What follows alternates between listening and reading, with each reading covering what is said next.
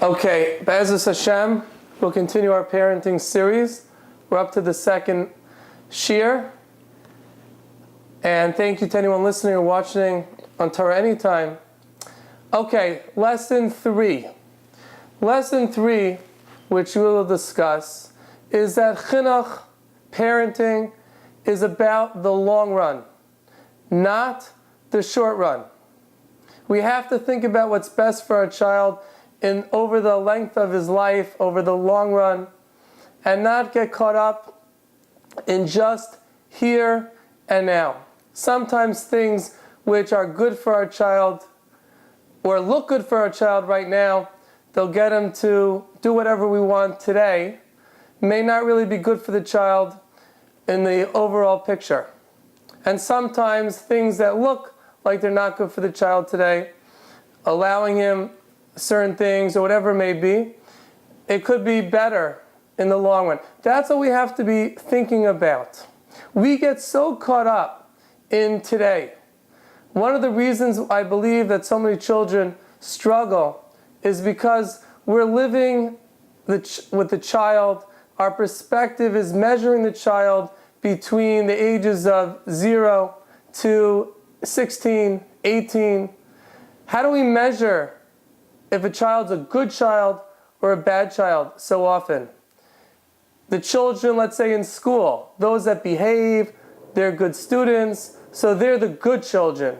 The child that misbehaves, makes some trouble, not as school smart, he's the bad child. That's ridiculous. That's absurd. One child, his nature is to be a good student, he's more academic. Another child is more hyper, has ADHD, has concentration challenges, not as interested, not as academic. Is one child better than the other? Does one child have more fear of Hashem, more Yirah Shamayim than the other? So you'll ask me, but how is it that it seems to be the child that's good in school, and then it looks like things go well for him over the course of time, and he's the one that becomes the serious learner, and the other child that's giving trouble, so often, unfortunately, their path doesn't go as well. And the answer is, that's a lot of it is our fault. The reason why the good child in school has greater chance of success is because he's looked at as the good child. Everything is going well for him, he feels good about himself, teachers love him, he behaves at home, the parents love him, the parents appreciate him. So when a child feels good about himself, it's going to send him in the right direction. The child that struggles in school, he's the bad child, everyone's upset at him. So that's a self-fulfilling prophecy. That's a cause of future problems because the child keeps on being told and reinforced that he's not good, he's not a good child. So we have to completely change that perspective. Good and bad, we get caught up in the child's youth, in his younger years, and we have to see the big picture. The child that's misbehaving today, the child that's a handful today, can easily become the best, the greatest tzaddik, the greatest Talmid Chacham, you name it. There's no limitation. But we have to be focused on the long run. We also need a lot of patience. Patience. We have to be positive and be patient with our children.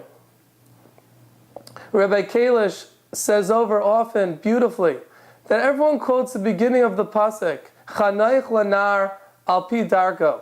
Educate the lad on his way, on his path, which everyone uses as a speech that every child's different, you have to give him the chinuch that he needs, etc., etc. But they miss the end of the pasuk. Gam ki yaskin lo yaser mimenu. That even when he's older, it will not leave him. Chanayich lanar al pi darko. If we educate a child properly, we're thinking about the long run. We don't get caught up in today. Gam ki yaskin lo yaser mimenu. Then even when he's older, it will not leave him. It will last. The chinuch that we instill in him will last. And we may not see the fruit right away. And that's not important. What's important is the long run. We have to think about when the child will be older. 18, 20, 25, 35, 75. Unfortunately, we see children, adults, that look like they're doing well, and then, chas v'shalom, when they're older, have all types of challenges, all types of problems. We have to be thinking about the long run, what's best for the child. And really this whole parenting series, Be'ezus Hashem, keeps that in mind. Because we're going to focus on emotional health and the relationship with our children. All things that in the long run are going to make all the difference in the world. You know, parents may feel good about themselves if they have very good discipline. I'm not against discipline. But just to illustrate, so the child behaves, he's never disrespectful, the parents are very strict. It could be it's good. But sometimes the parents do it in unhealthy ways. The child is afraid of his parents, the child's intimidated, etc. And the child behaves. So when guests come to their house on Shabbos, the child is well-mannered and he behaves and everything looks so beautiful. We could show off our child that he's so well-behaved. However, if the child is suffering emotionally, if the child doesn't have a good relationship, doesn't have a love for his parents, if the child has a low self-esteem, so it's all worthless. It's all damaging. It's all negative. Because, so now the child is good. But what's going to be when he's 13, 14, 15, 18? Where's his emotional health? What's going to be with the resentment that he has? So these are things we have to be thinking about. We can't just think about, is my child behaving now? Is he good in school now? Is he not disrespectful now? We got to think about what's going to be when he's older, when he's 18, when he's 20. You know, that's why, as we'll discuss, I don't believe in getting too caught up in discipline for disrespect, not to get too caught up in it. Because over time, if the relationship is strong, the relationship is good, the chutzpah will eventually dissipate. We don't see any 20-year-olds or any 25-year-olds that are disrespectful to their parents unless there's tremendous anger or tremendous resentment. Or we see children at 25 that don't have a relationship with their parents. But I don't think you're going to find the 25-year-old that's close with his parents that's disrespectful to his parents. As we grow up, as our children grow up, they're going to be less disrespectful. Take some time, especially today where the chutzpah is so rampant, is so built into their system, into the society. So that's what we have to be thinking about, the long run. It's a beautiful story that Rabbi Bender says over, that Rabbi Yaakov Kamenetsky came to his house and Friday night, I believe, and either him or one of his siblings was jumping on the table to grab the nash, to grab the candy, and one of the parents started reprimanding him for acting that way. Don't be so wild, don't grab. And Rabbi Yaakov Kamenetsky said, leave him alone, leave him alone. Anything that the child's not going to do after the chuppah, he's not going to climb the table after he's married, it's not a mitzvah of chinuch. You don't have to worry about it. Rabbi Yaakov was teaching us this lesson. Think about the long run. Don't get caught up. Don't get caught up in the short run. Rav Hutner said such a beautiful line, so profound. Rav Hutner Zatzal said that a yeshiva is not a showroom. It is a factory. A yeshiva is a factory, not a showroom. What is the difference between a factory and a showroom? A factory, the focus is on producing a solid product, producing something that's good, that will last, that's durable. What's a showroom focused on? A showroom's focused on how it looks, presentation. Rav Hutner said a yeshiva is a factory, not a showroom. A yeshiva has to be focused on what's best for the children. Doesn't make a difference whether someone coming in from the outside doesn't think it looks so good. We can get the students to behave and to walk in a straight line and it looks like a boot camp and it looks so nice for the visitors. Rav Putner said, no, that's not the focus. We have to think about what's best for the child. It doesn't have to look pretty right now. And all the more so, we apply this lesson to our homes, to the raising of our children. Our homes are factories for our children to grow, to become healthy, to be happy, to have a close relationship with us, with their parents. Our home is not a showroom. Our children are not on display. We have to think about what's best for them and think about the long-term success of our child. That has to be our focus. Focus to the long run. Gam ki yaskin, lo yaser mimenu. This brings us, segues into lesson 4. And lesson 4 is we have to be focused on what's best for our children, not what is best for us. And sometimes this gets mixed up. We have to be thinking about what does our child need when we have to decide which yeshiva, which Beis Yaakov our child should go to. We have to be thinking about what's best for our child.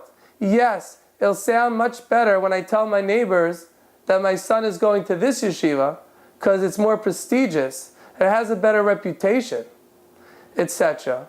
But that's not what we need to be thinking about. We need to be thinking about what's best for our child.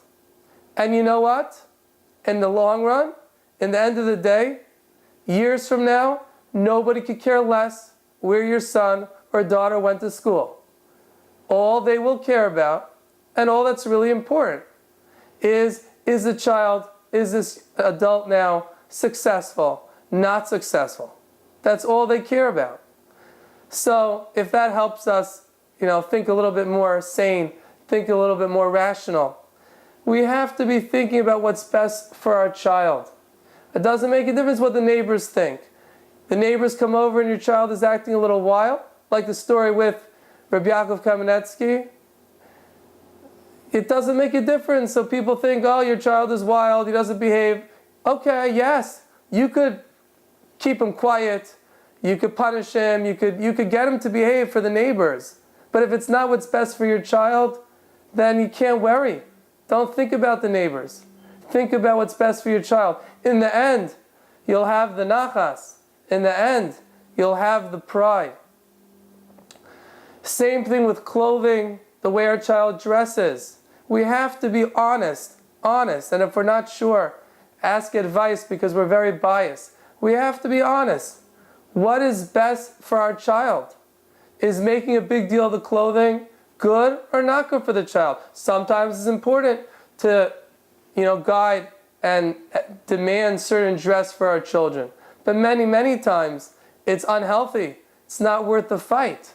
Oh, the neighbors are going to see that he's not wearing a hat. The neighbors are going to see my daughter dressed like this. It's not really about what's best for my child. I'm worried about the neighbors are going to say.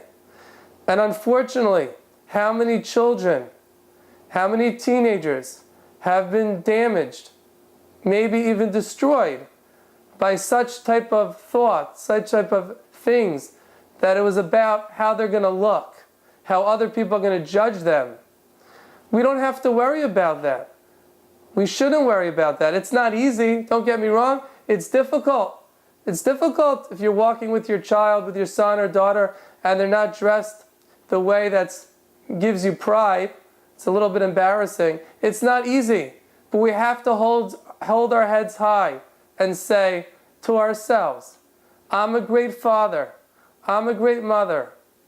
I am like HaKadosh Baruch Hu. I emulate Hashem, who loves his children, who takes care of his children, who thinks about what's best for his children. And I don't care.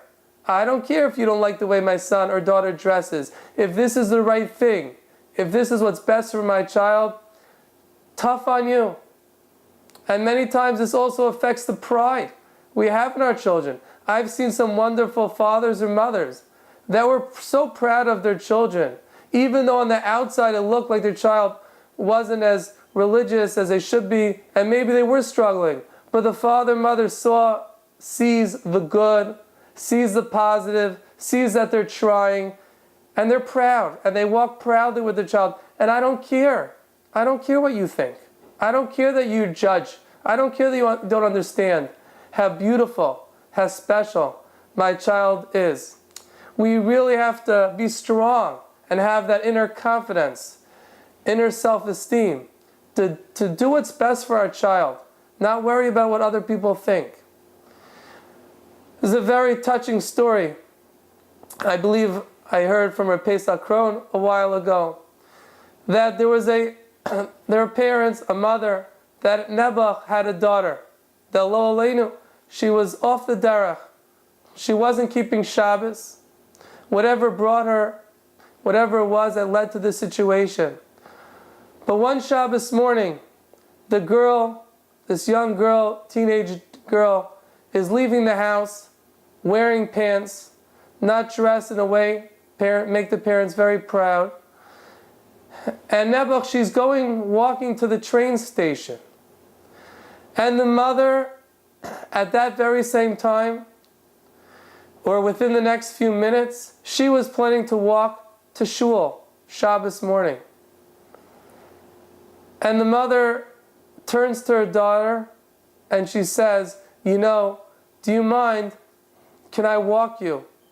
I'm walking to shul and it's walking in the same direction.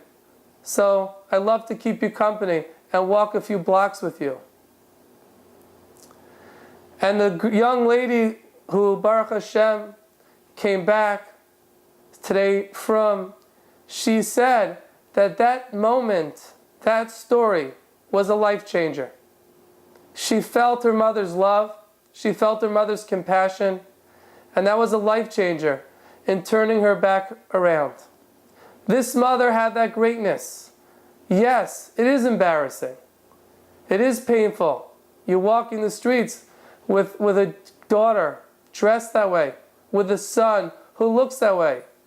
But when you could hold your head or your heart high and say, I am bigger than other people's judgment.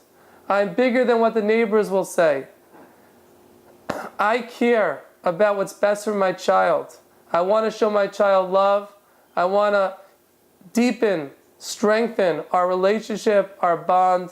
And that's all that's important, not what other people are going to say.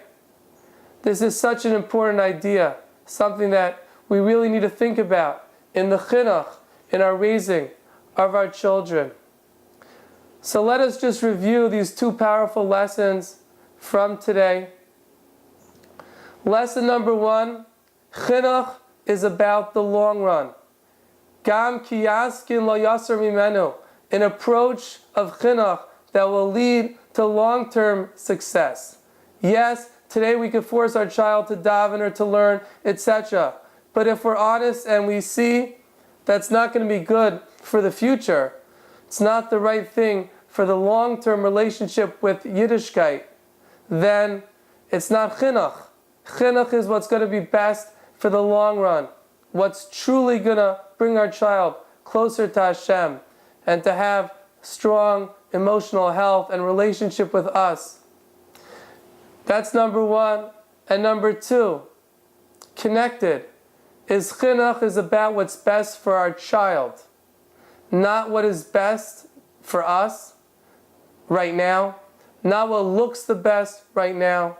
It's what's best for our child, what's going to bring him to the place he needs to go. If we follow such approaches in the way we decide, the way we make decisions, the way we raise our children, it's going to be a completely different ballgame, completely different picture, Be'ezus Hashem, in our chinuch, in our relationship with our children. Thank you very much for listening.